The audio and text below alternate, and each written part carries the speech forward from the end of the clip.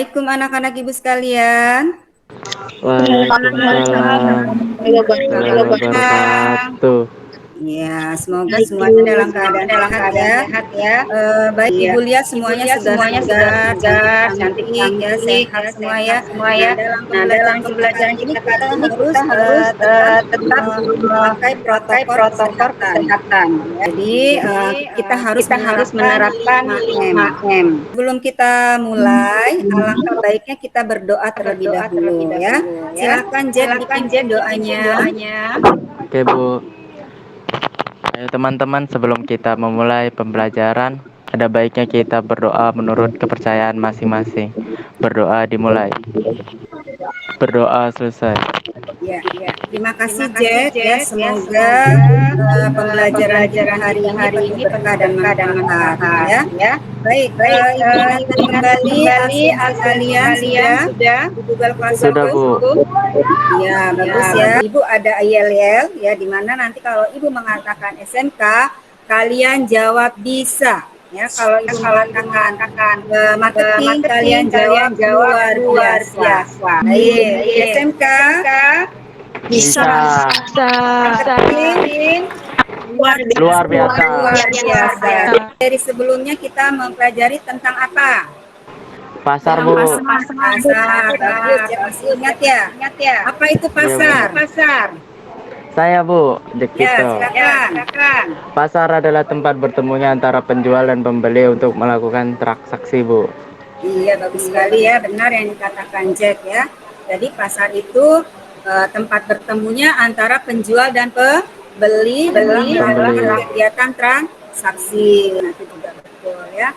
Baik, untuk hari ini kita akan belajar tentang analisis pasar ya. Nah, jadi di sini kita lihat 3.1 menganalisis pasar dan 4.1 menentukan pasar ya. Adapun tujuan yang diharapkan di sini Ibu berharap kalian dapat yang pertama menguraikan pengertian analisis pasar dengan tepat ya.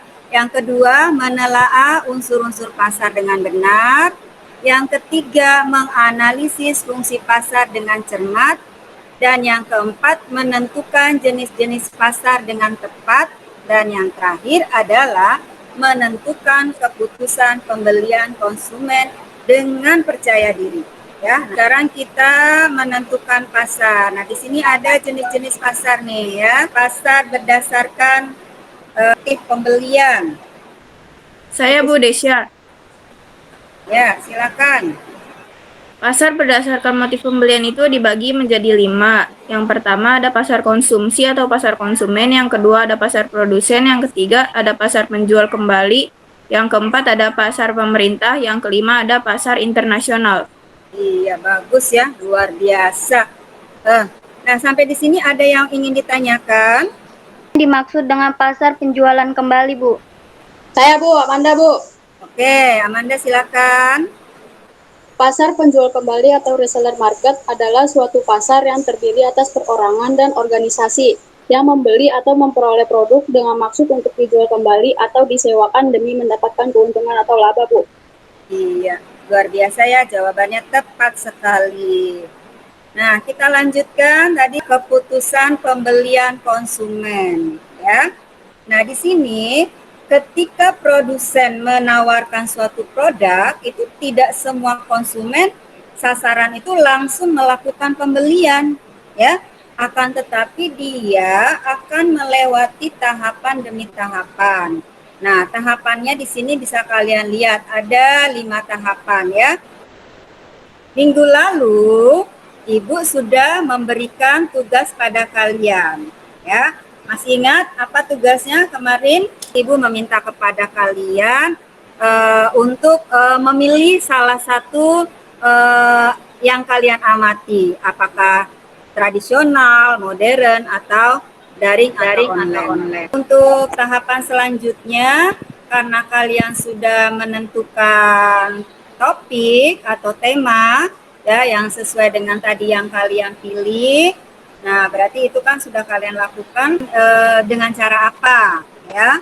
Nah, kemudian kamu jangan lupa nih, kalian buat penyusunan jadwal ya. Jadi kapan kalian melakukan pengamatan, kapan kalian mengamati merancang, melaksanakan dan seterusnya ya. Silakan kalian buat. Nah, kalian buat dalam bentuk PowerPoint ya. Baik, kalau sudah semua? Sudah, Bu. Ya, silakan Desya. Assalamualaikum warahmatullahi wabarakatuh. Waalaikumsalam Waalaikumsalam warahmatullahi wabarakatuh. Perkenalkan, nama saya Desya Fitriani. Saya dari kelas 10 BDP 2. Di sini saya mempresentasikan hasil pengamatan proyek analisis pasar tradisional yang telah saya lakukan. Langkah-langkah kegiatannya yaitu pertama-tama menentukan topik atau tema. Tema untuk analisis pasar tradisional kali ini yaitu Pasar Warakas yang berlokasi di Jakarta Utara. Yang kedua, mengamati masalah yang terjadi. Adapun masalah yang terjadi di pasar tradisional Warakas adalah sebagai berikut. Yang pertama, keadaan pasar semrawut sehingga membuat ketidaknyamanan dikarenakan kurangnya sarana dan prasarana. Yang kedua yaitu keterbatasan stok barang membuat pedagang pasar Warakas kalah saing dengan pasar-pasar modern seperti minimarket, hypermarket, bahkan supermarket yang mempunyai modal lebih besar dan menyediakan stok barang yang banyak. Yang ketiga, kondisi kurang higienis seperti kumuh, bau, dan kotor serta kurang nyaman. Yang ketiga, rancangan langkah penyelesaian. Adapun rancangan langkah penyelesaiannya adalah sebagai berikut.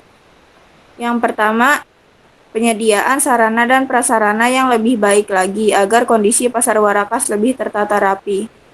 Yang kedua, dengan diadakannya bantuan dana untuk para pedagang di pasar Warakas sehingga mampu bersaing dengan pasar modern dalam memenuhi stok barang yang diinginkan para konsumen. Yang ketiga, membuat kondisi pasar lebih bersih dan higienis sehingga membuat konsumen nyaman dalam berbelanja. Adapun pelaksanaan rancangan dilakukan melalui observasi atau pengamatan baik secara langsung ke pasar Warakas maupun dari sumber-sumber lain. Contohnya seperti berbagai informasi dari mulut ke mulut maupun dari berbagai media. Selanjutnya yaitu penyusunan jadwal kegiatan yang saya lakukan pada hari Selasa dan Rabu.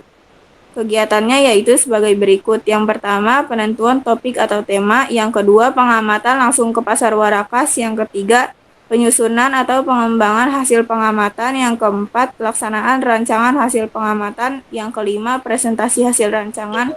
Dan yang terakhir, kesimpulan.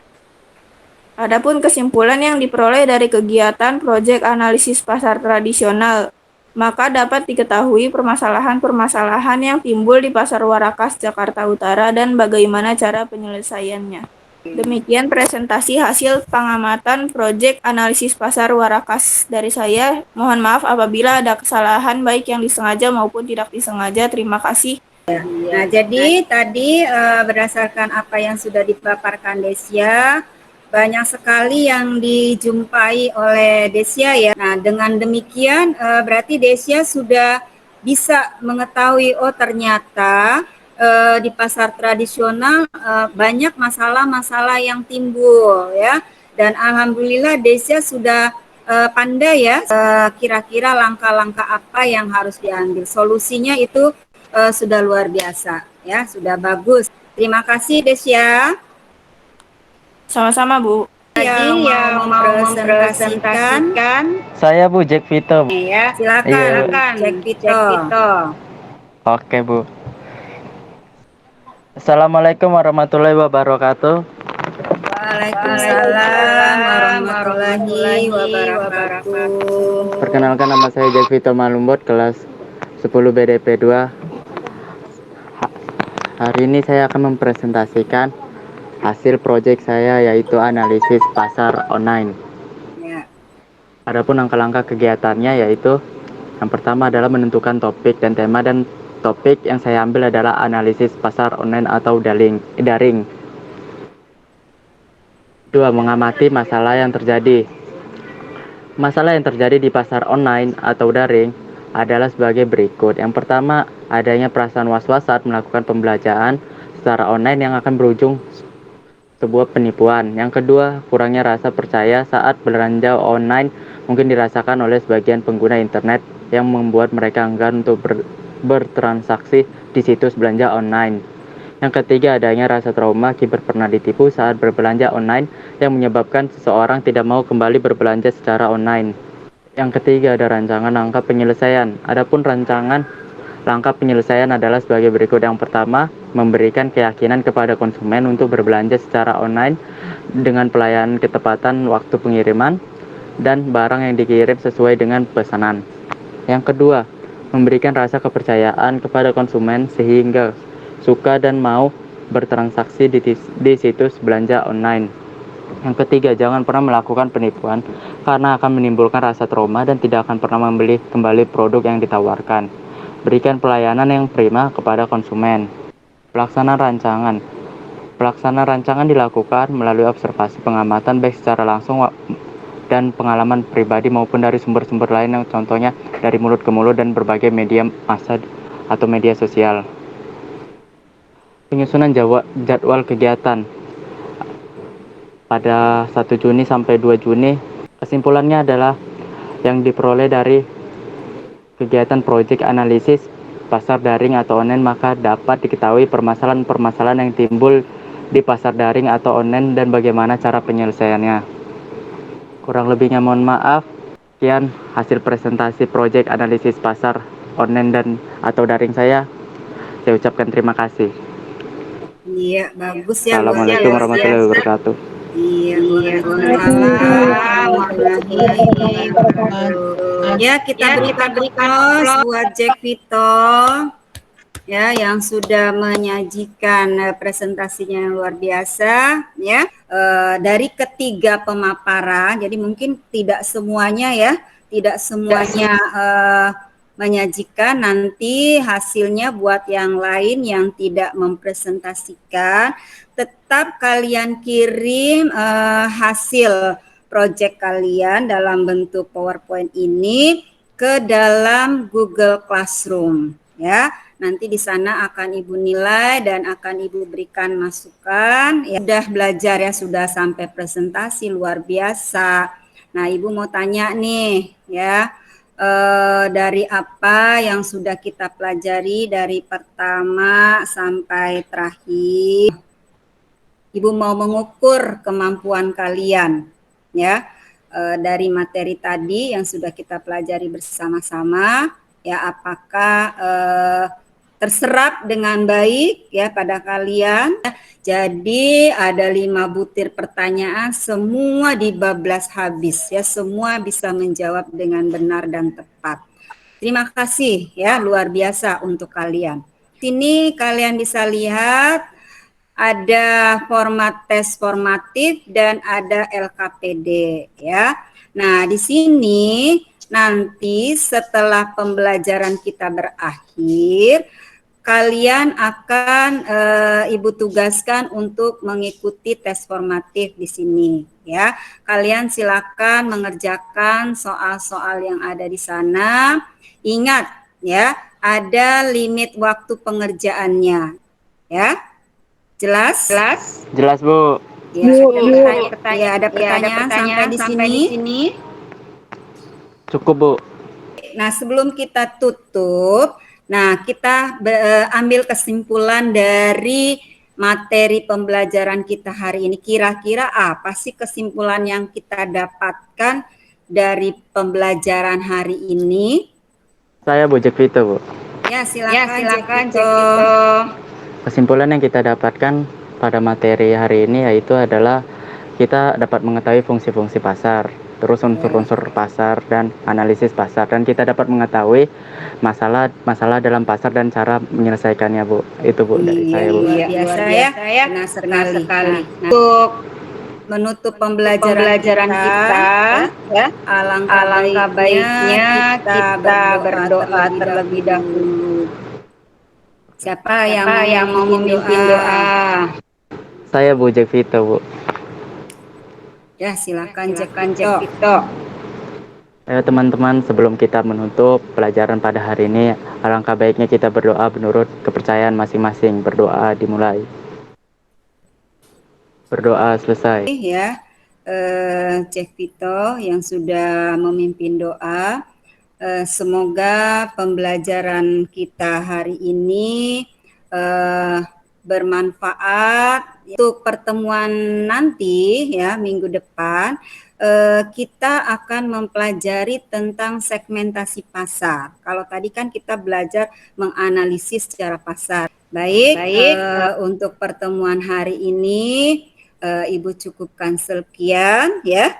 Lebih dan kurangnya Ibu mohon maaf ya. Ibu ucapkan wabillahi taufik wal hidayah.